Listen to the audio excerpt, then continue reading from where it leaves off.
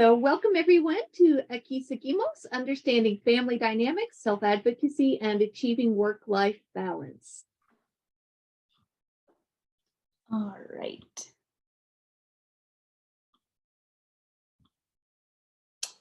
So our presentation is Aquí Seguimos, Understanding Family Dynamics, Self-Advocacy, and Achieving Work-Life Balance. And today you have me, which is, my name is Paloma.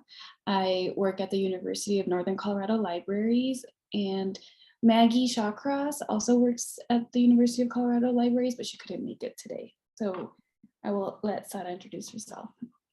Yes, thank you. My name is Sara Flores.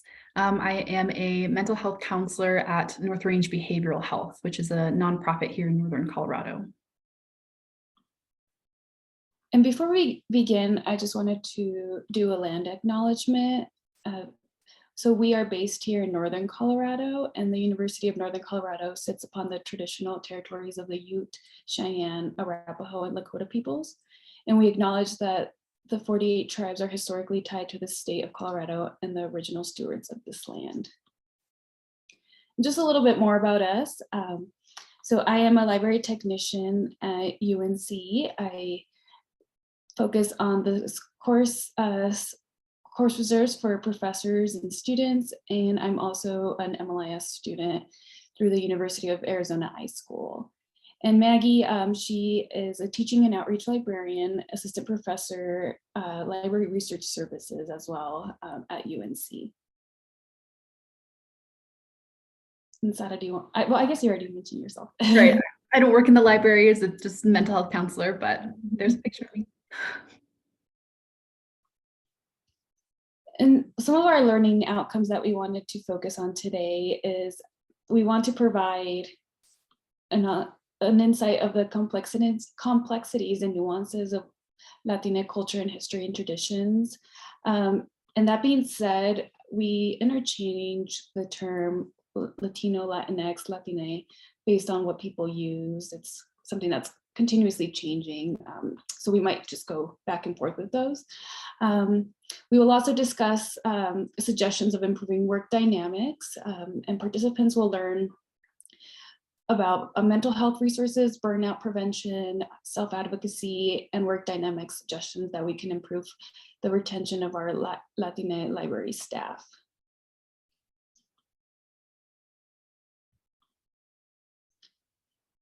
So who are we? So I think it's important to begin this discussion by clarifying what we mean by culture. This is a complex word which, because it has been used in so many different ways, it has so many different meanings and connotations. Many people, when they think about the word culture, they think of aspects of their lives that are both components of culture and influenced by culture. These may include food, dress, holidays, art, music, languages. But culture impacts our lives on even more profound levels than the concrete expression. It determines the very most fundamental level on which we perceive the world and how we assign meaning to what we see and how we respond to it. So one way of seeing this is that culture is a shared set belief of systems, values, practices, and assumptions which determine how we interact with and how we interpret the world. In today's presentation, we will focus on the Latine, Latinx, Latino, or Hispanic culture. And just a little bit of FYI, Latine and Hispanics in the US includes any person whose ancestors come from Latin American countries, regardless of race. And as you will notice from this presentation, there's a debate on what term we should use. So again, that's why I go back and forth. All right, so insights to Hispanic and Latinx culture. A little bit of a disclaimer, yes, this is a generalization. We are not saying that all Latinx people are the same, but rather we are sharing some patterns that we have seen in Latino culture that we use as a basis to understand the culture of what we are a part of. And all these comments are meant to be generalizations, but not stereotypes. So cultural, okay. cultural diversity within culture. So Latinx people are more than just people from Mexico or people who come from the Spanish. There's about 21 countries that make up Latin America. And within those ethnic and racial groups, there's multiple languages that are spoken beyond Spanish and Portuguese, but those are the predominant languages that we often hear.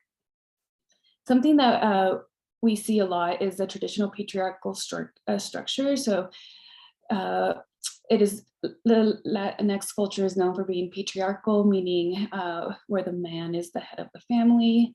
This is when the woman is defined as the primary role of caretaker, and there's an expectation that women will prioritize family needs above their own needs. And this may lead to some conflict for those who wish to not be in those roles in their life.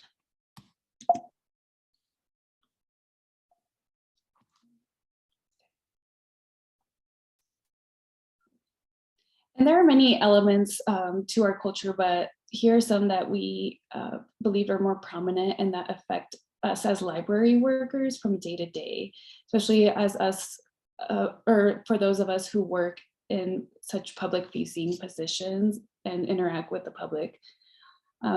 So one of the things we see a lot is the role of faith in church, whether or not you practice religion, that is something that is kind of integrated into everyday life, and you often see within their traditions. The thing with faith in church is that often this is what brings people together, such as Easter and any other things like that. Another aspect that we see is familismo, which is being family-centered and always making these events around your family. Like, what are we going to do? Are we going to have a party? Yes, let's invite our grandparents and aunts and uncles, and all those people will be there regardless of what you are celebrating. Holidays are very important and are often not generally celebrated by others in the US. For example, this week it's La Semana Santa, which different countries in Latin America celebrate Holy Week differently.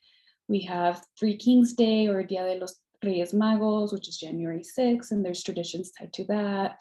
Dia de los Muertos, or Day of the Dead, I think that one's a little more popular now in the US, and other feast days throughout the year that we may necessarily not know about.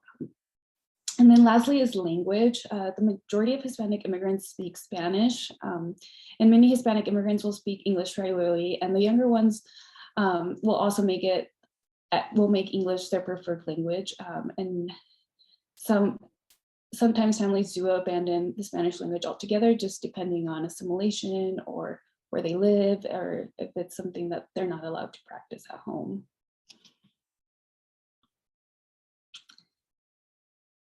Here we added this really good quote that we like from Cristela Alonso. She is a comedian, and it says, "Shout out to all immigrant kids that serve as translators for their parents, especially when you're a kid and you have to try your best to translate words that you don't know yet."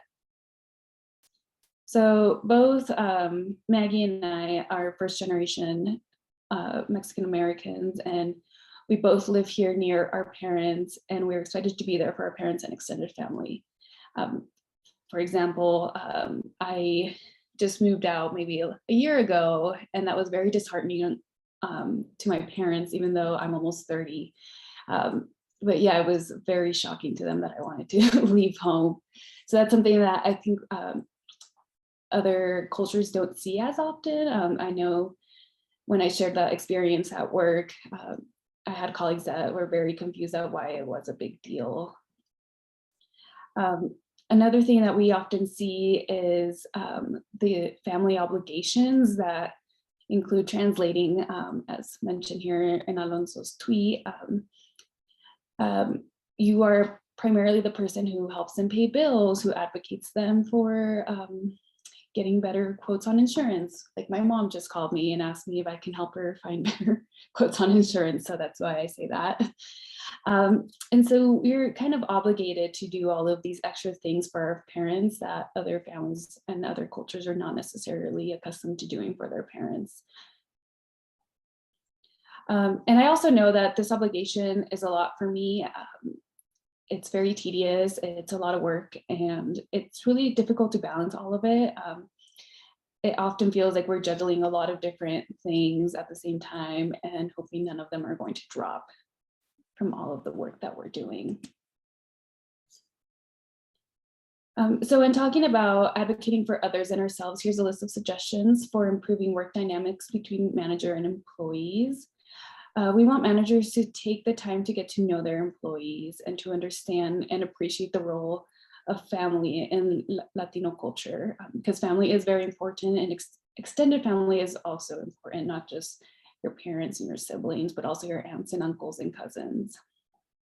We also want managers to understand that sometimes we feel like we're the only one, and especially if we are the very few people of color in our workplace. So we often feel like we have to execute those roles that we do at home also at work. I know in the past we've had supervisors kind of talk about the burdens that they may have outside of work, but it's not really as discussed as often as I think it should be. So one question that you can ask is, ask what kind of role you play in your family and how that impacts your work, how it impacts the work that you're doing at work. Another thing to make note of is microaggressions. A lot of people of color face microaggressions, discrimination, and micro inequalities, and it would be very appreciated if there was a safe place to report and discuss these microaggressions that are happening in the workplace. And then a simple thing that can also be included is an observance calendar. I know some calendars do include some of the holidays, but they don't include all of them. So it'd be nice to include holidays and days of observance of various cultures, just so we know kind of what's going on throughout the year, and if people need to take time off, and kind of have that in the back of your mind when you're planning things out. So here are some other suggestions of improving work dynamics between managers and employees. One of the biggest things is setting boundaries at work and setting boundaries at home. I know I personally still have a difficult time setting boundaries at home and with family, so it is a working process, but it is something that you can do. And always communicate with your manager, let them know what's important to you, and if you're not doing well, let them know how they can help you. And then also, again, practice self-care and let your colleagues know if you're not doing well. Like, I think you can be honest about that. And then I'm going to hand it over to Sara. Thank you.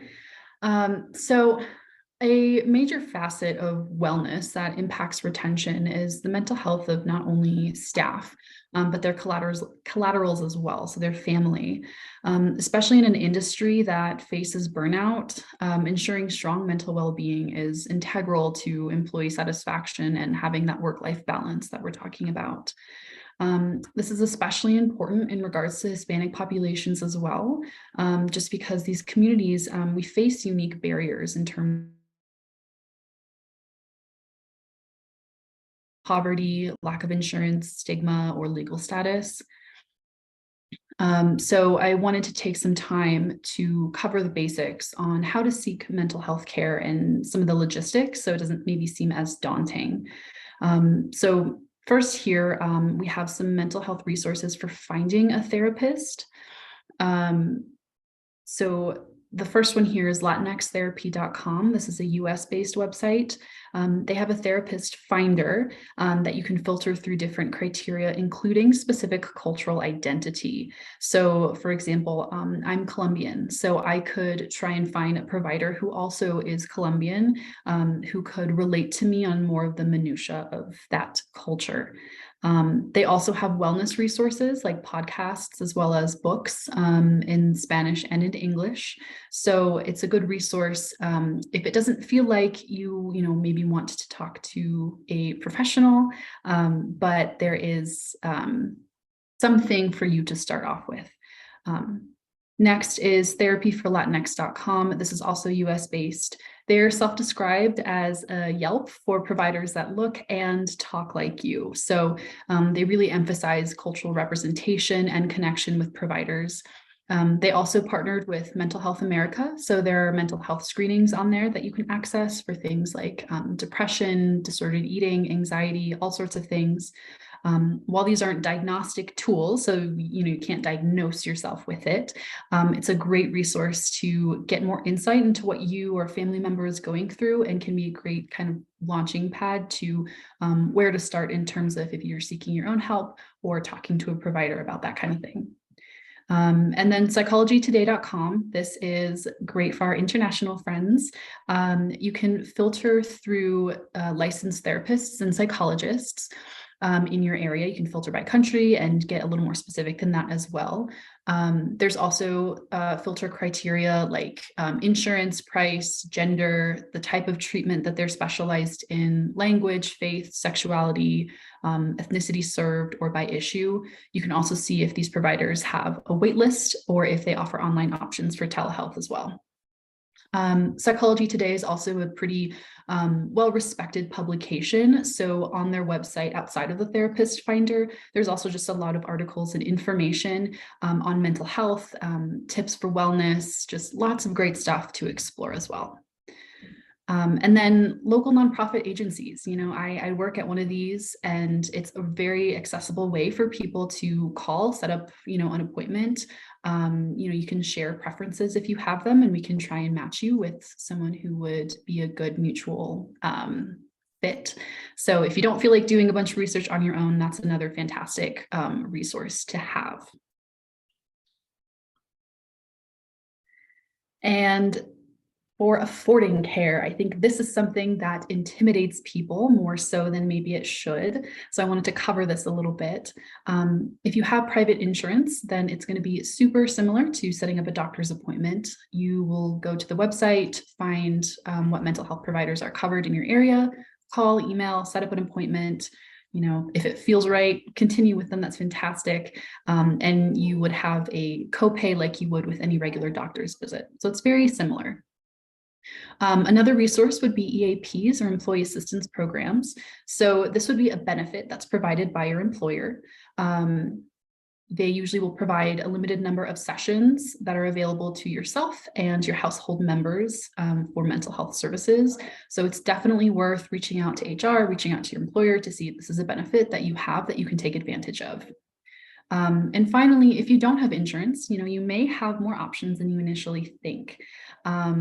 You can seek out services at local universities. There are fantastic grad students that are in need of practicum hours, and they work in clinics, and they will oftentimes provide services for really low or even free, low costs or no costs, so free.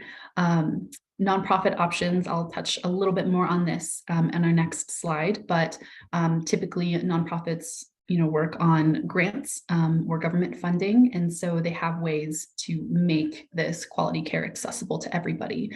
And check out other community centers and programs. A lot of times there are groups that are offered that are completely free to join, or classes. So I guess the takeaway would be, do some research into your local area and see what's available. You might be surprised at how much is in your community already that you can access. So talking about nonprofits, I wanted to share a little bit just about where I work, sort of as a generalization, so you guys can have an idea of how we operate. So you can take that information with you if you do have one of these near you. So I work at North Range Behavioral Health, and we serve Northern Colorado, so Weld County, if you're familiar with the area.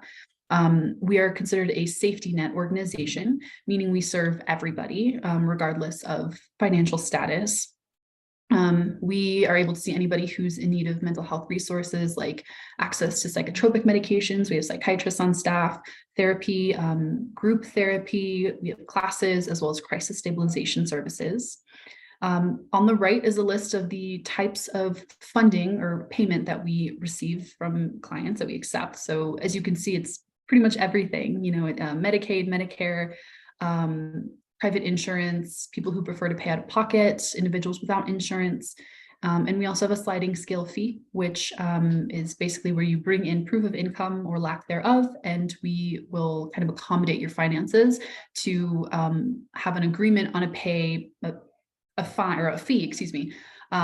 that seems appropriate and affordable for you based on where you're at. So we really try and work with you to make it so that finances are not a barrier to getting help if you need it. So if you are to meet with a therapist, say you found someone that you like, the biggest thing I would say to keep in mind is self-advocacy. Share your needs, share your preferences. Maybe you're into, some alternative non-Western style of treatment. Seek someone out that's into that, or vocalize that with your therapist. It's important to feel comfortable with who you're talking to. And from a therapist's perspective, we understand that we are not going to be the best fit for every single person that we meet, and that's okay. It's nothing that we take offense to. I think we would have the common goal of wanting to help you however you need helped. And so if that means, writing a referral to someone that we think, wow, they have so much information on this that I don't, they might be a better fit, then by all means, we'll go ahead and do that. So, work with us and we will work with you as best as we can as well. Outside of seeking treatment, there are just a couple notes too on how you can achieve work-life balance as library staff, just some pointers to keep in mind in your day-to-day.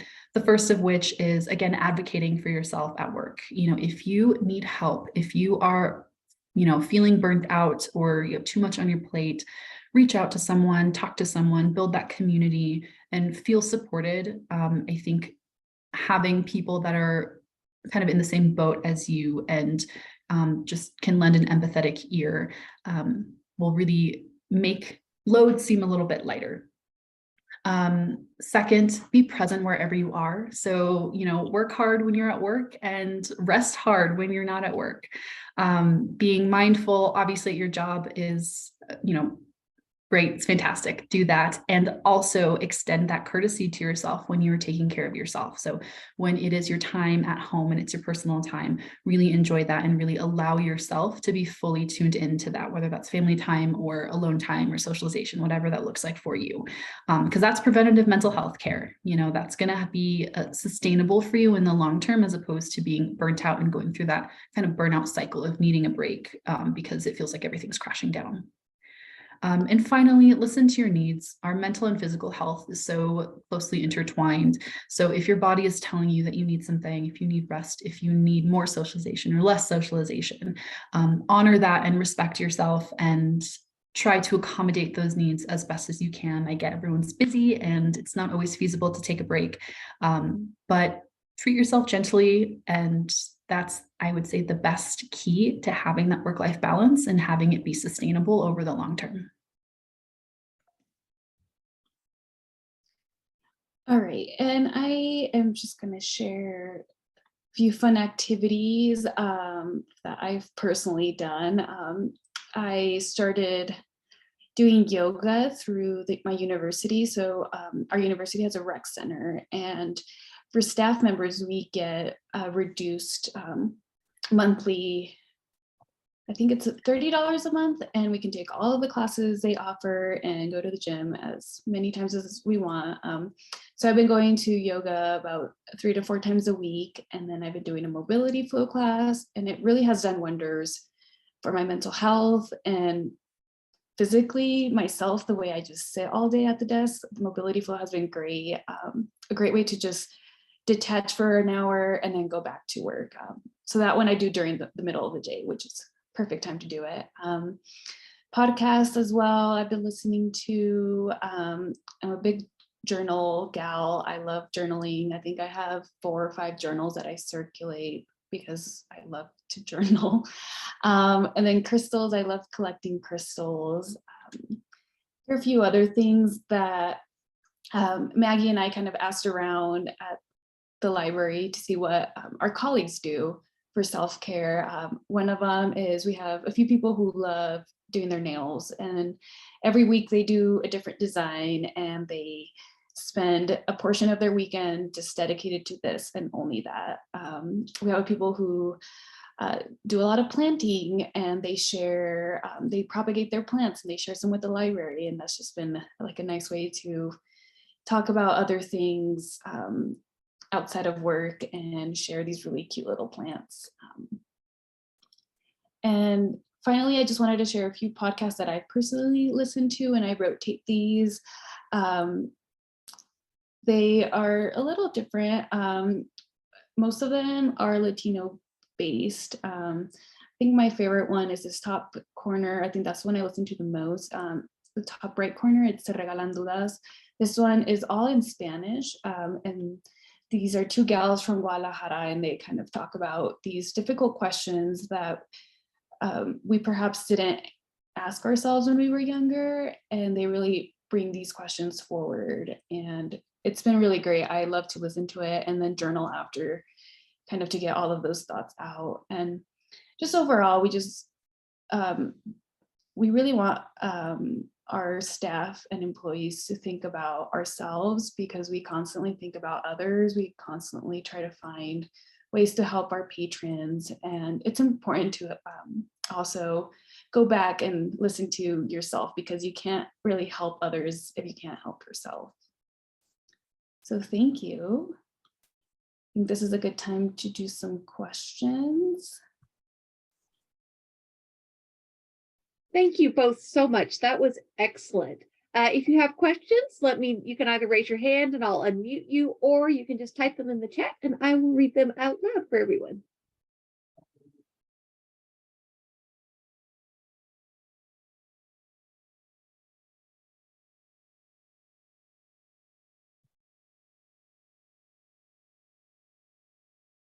I don't know, speakers, if you can see the chat, but you've gotten lots of comments about how validating this has been for the folks who are joining us today. And I know they're hoping that you'll share your slides with the conference organizers so that they can be shared with everyone else, so they can take advantage of the wonderful resources you've provided to everyone today. Yes, we can. We can definitely share those, and we can share our presentation.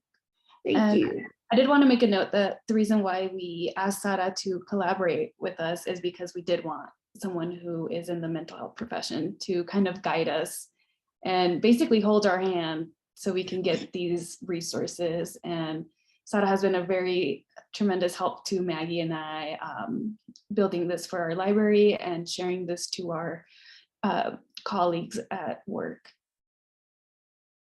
This is wonderful. Okay, we've got about 2 minutes left if someone has a burning question for these wonderful presenters. Mostly it's just the chat full of folks telling you how wonderful and insightful you are right now. Yay.